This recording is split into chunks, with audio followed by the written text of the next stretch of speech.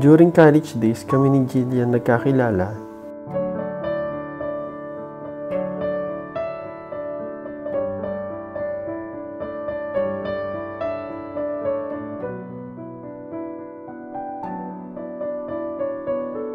Teenage love, kaya asahan mong unstable pa talaga.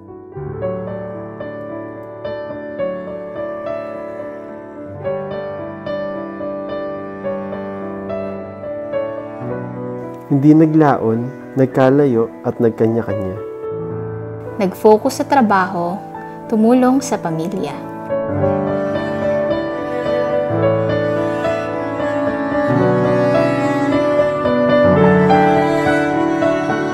After namin magkalayo ni Ronnie, nagpray ako kay Lord na ako'y pag-ingatan at sana sa susunod sa tamang tao na mapunta.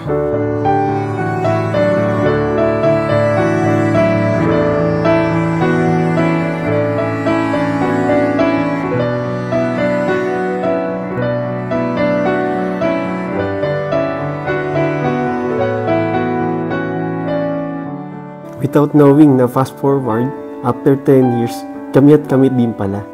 During the time of waiting, minsan din ako nagduda kung fairy tale love story, meron ba talaga? Nagpatuloy ako sa buhay habang hinahanap ang sarili.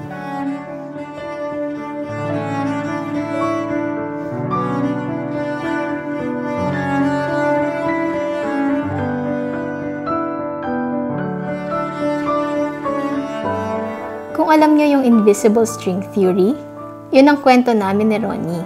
Mabanat man ito o magkabuhol-buhol, pero yung string never mapuputol.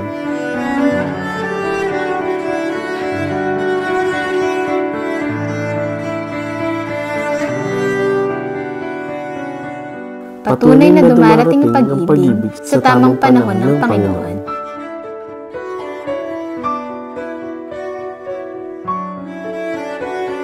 Bata pa tayo noong unang magkita.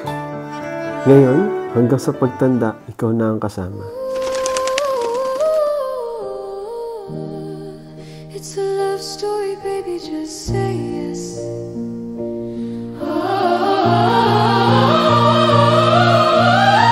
I got tired of waiting, wondering if you were ever coming around. My faith in you was fading when I met you on the outskirts of town, and I said, save me. I've been feeling so alone. I keep waiting for you, but you never come. In my head, I don't know what to think. He knelt to the ground and pulled out a ring and said,